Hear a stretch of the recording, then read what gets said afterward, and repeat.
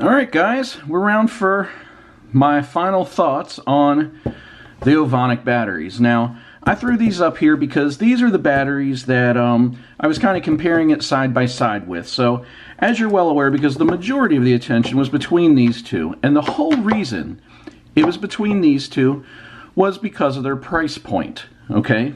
Now, just to make things interesting, because, yeah, they're close in price, but they're not close in size and weight. Really, these two are closer in size and weight. So I threw this in. Now this I wasn't competing against. This is an old battery. It's really not up to snuff anymore. But I used it just, you know, as a weight comparison and a size comparison. And then this one, even though it's a larger capacity, almost has more in common with the CNHL in a lot of ways. And being brand new, I went ahead and threw it into the mix. And, you know, you can see they're dinged up and used a little bit now, and that's the whole point. So after 25 solid cycles on each of these, here are my thoughts. What's interesting about the CNHL is that when it showed up, its cells had different internal resistances, still well within, you know, what's considered good, but I think I had two cells around the like 4.04 milliohms or whatever it is. Anyway, it was a 4. And then another one was up at 6, and another one was up at 9. Now, what's funny is, after these 25 cycles, the internal resistance has pretty much stabilized at 6 across the board in all of the cells. This Lumineer pack had similar characteristics to the CNHL, and I don't know what that comes from, where, you know, the internal resistance of the cells was kind of all over the place. Okay, but after the 25 cycles, this pack has stabilized as well, right around the, I want to say 6 to 8. So, I mean, they're pretty close. And then the Ovonic. When I received this battery cells were very consistent in the 4 to 6 ohm range. So, you know, that was kind of interesting. It probably speaks to the age, more than anything, the age of the cells. And so, you know, not having old cells, which these two maybe were sitting around for a while, you know. And in fact, that would almost make sense with the way CNHL handles its, like, bi-yearly liquidation of, you know, but cheap packs. But after the 25 cycles, the internal resistance is sitting at the same exact spot. All of the cells range from 5 to 6 on internal resistance. Now, when it came to performance, you know, I've been collecting footage and all this other stuff, and what I figured is I didn't want to make this, you know, a half-hour video. After those 25 cycles, this battery was consistently outputting about 1400 mAh. Now, that's flying at freestyle, okay? With freestyle in mind, meaning I'm tapping the throttle. I'm not living at the top of the throttle range.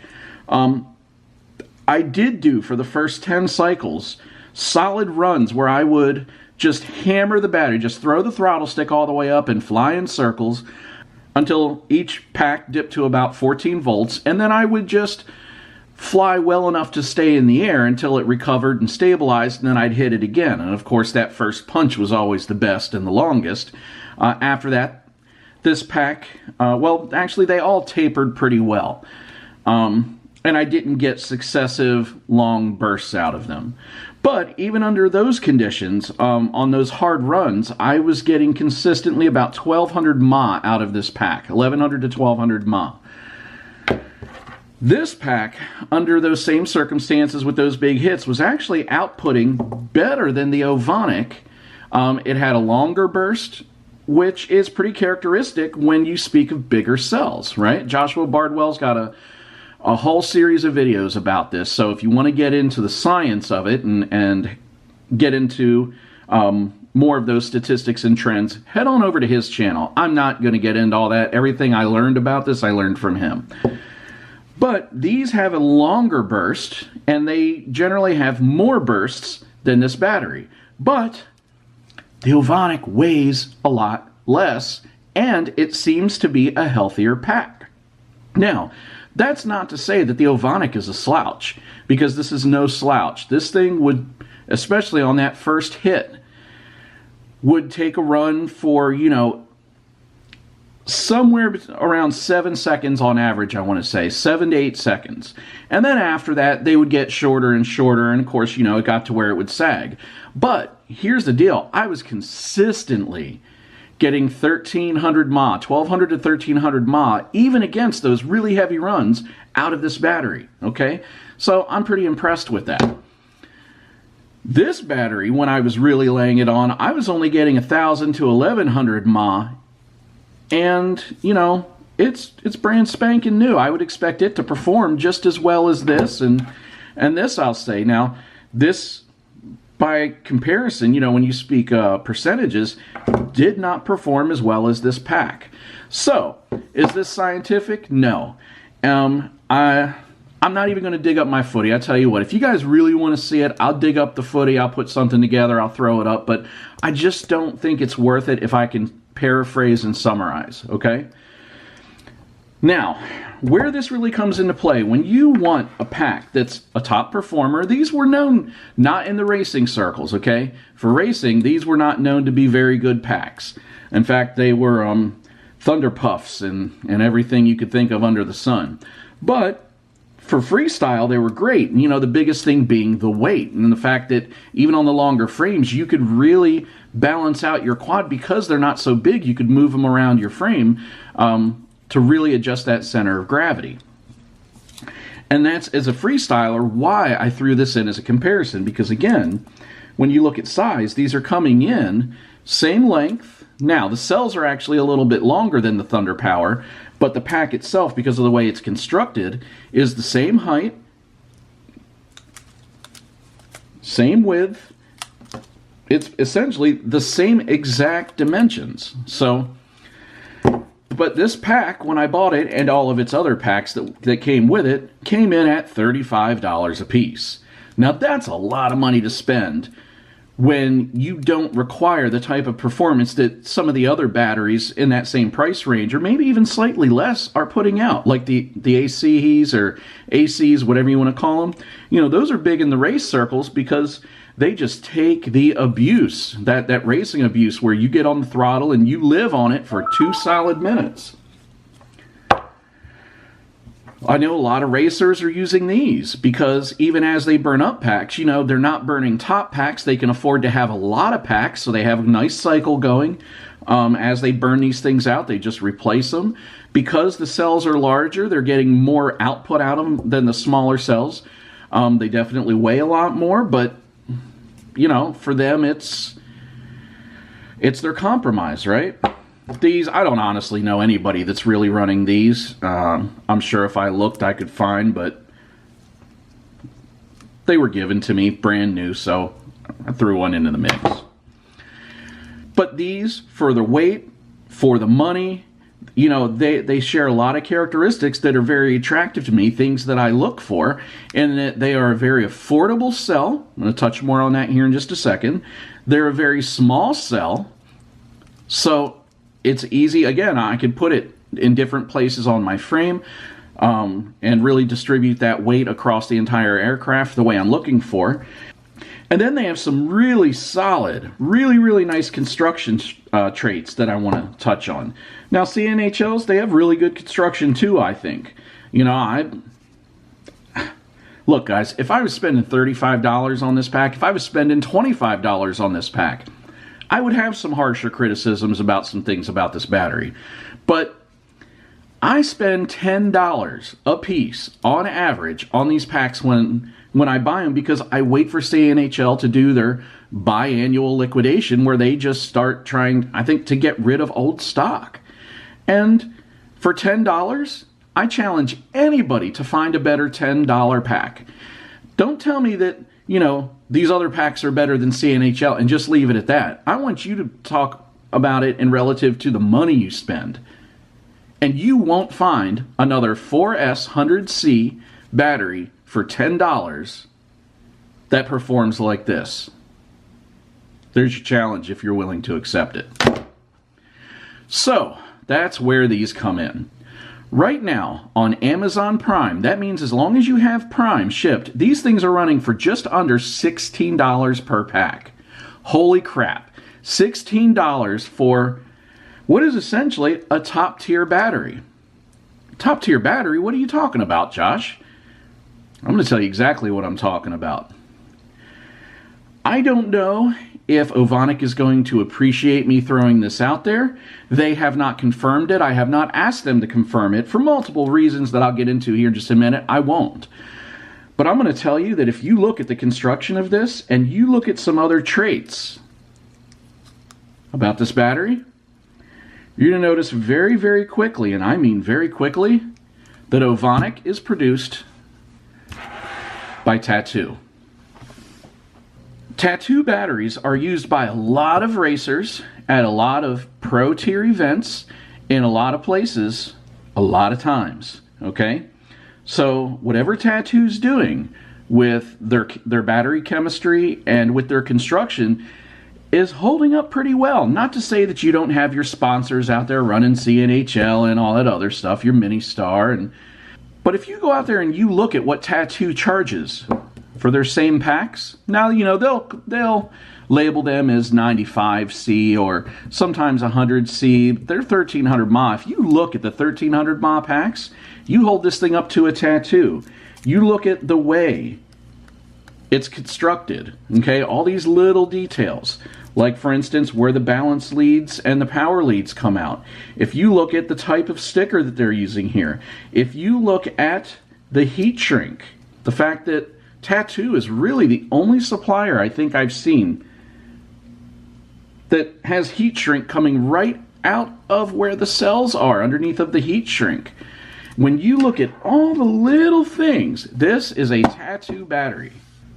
But Tattoo batteries cost $25, $30 a piece, and these cost $16 shipped. How is that even possible? And that's what I want to talk about for just a brief minute so that, you know, you guys have a little perspective on manufacturing and costing. Well, I can only make educated speculation as to how that happens. And so let me explain something about myself. I work in manufacturing, and I don't mean as a machine operator or a quality person or anything like that. I worked for 12 years as a software architect for manufacturing companies, typically doing data warehousing, database architecture, database security, and then most of that I was doing because I was already doing business analysis, so a lot of reporting, and I think I said data mining already. I really should have saved that for this side, but you know, you get to where I'm going. Writing a lot of custom applications, or I'll say a lot of extensions and applications for manufacturing software to collect certain types of data, to be able to analyze it and, you know, figure out business intelligence, right? I now work for a company that writes ERP software that manufacturing companies use to drive their day-to-day operations and business. So all the purchasing activities and sales order management, shipping and shipping management, you know, inventory management, process controls, and data collection on the shop floor, and different things like that. So I am an operations consultant, so I see a lot of different businesses, everything from electronics manufacturers to, you know, God, the broad spectrum, medical, aerospace, even, you know, guns manufacturers and things. In fact, I used to work as a direct employee, you know, a salaried employee for a firearms manufacturer. So when you guys start wanting to talk about how you think your spikes lower is better and worth the money than a PSA lower, I got news for you. You want to talk, you let me know. Anyway, knowing what I know about manufacturing, a company like Tattoo, who's doing a lot of purchasing of raw materials, whether it be, you know, the lithium and all the compounds that they use in their formula, or their foils and packaging, everything down to their shrink wrap and wire and other accessories. when you are producing the volume that Tattoo is, you can get really, really good bulk prices on all these things because you're buying so much of them at a time. So when a company like Tattoo allows private labeling, that's where, you know, a company, I guess, you know, as long as they qualify, whatever that means, maybe they have to have a certain order size or they have to go through some sort of application process with the OEM manufacturer like Tattoo. Tattoo will make their product for them and label it as something other than Tattoo for the right price. Now, a company like Tattoo, if they were to partner with somebody who had enough capital that could produce equally as large runs, I'll say, or at least equally as large contributions to all the raw materials and subcomponents that are necessary, Tattoo could get some really, really, really, really good prices on all that. And then once their machines are set up to do a run, as long as they're running the same size cells, the same size everything, you know, instead of doing a run of 5,000 units, if they do a run of 20 or 30,000 units, the price per unit goes way down. What that means is that they're still making a margin, okay, on these items, these private label items, although probably not the same margin that they're making on their own label. However, they're making a buttload of money and really utilizing all of their manufacturing techniques and processes to get the most out of it, you know, the most product with the highest quality for the least price or the least cost.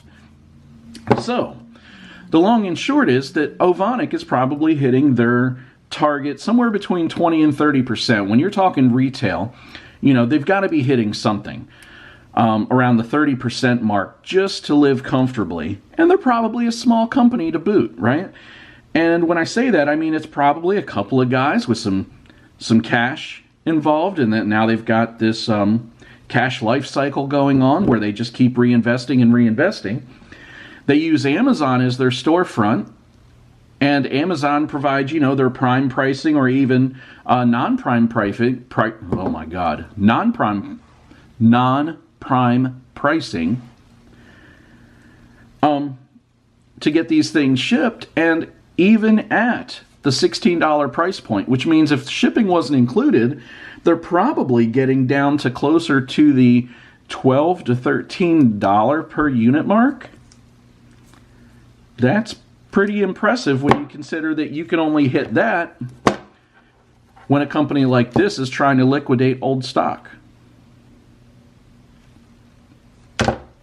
So, Ovonic, whatever your story is, whatever your deal is, I'm going to say that I very much appreciate it. I love what you guys are doing. You have a very attractive product for a lot of reasons, not just visually, but with the people that you've decided to partner with for manufacturing, with what you're doing with your marketing. You're doing everything right, and then when you throw price in, I don't know if you guys are just trying to get enough interest to ramp up your price and make better margins or what your deal is, but as long as you don't sit in the same price category as your manufacturer, then you've got a good thing going for everybody here. Let me wrap this thing up. For the price right now, $16 per pack, you are not going to find very many comparable packs knowing what we know about Ovonic batteries. And I want you guys to, I'm making sure that I push this thing out on Wednesday night, okay? So it'll be late, but this thing's going to get pushed out. This video is going to get pushed out on Wednesday night. Ovonic is running a buy two, get one free for Black Friday. So head on over to Amazon on Friday, anytime after midnight. Buy as many batteries as you can afford to buy, knowing that for every two, you're getting one free. And set yourself up to have lots of packs, because anybody who knows me, I'm going to go ahead and dip over here, knows that when it comes to batteries, I've got it going on, because if you don't have packs, you can't fly. So guys, I appreciate you watching. You know, I love your viewership. I love your comments. I'm hoping that you guys are getting as much out of this as I'm getting. And I just want to remind you guys to make sure, especially over this holiday weekend, that you're spending time with your family and really taking advantage and being thankful of all the things you have. Remember to get out, rip some packs this weekend, especially if the weather's permitting. Just remember to be safe, fly smart, and happy crashing.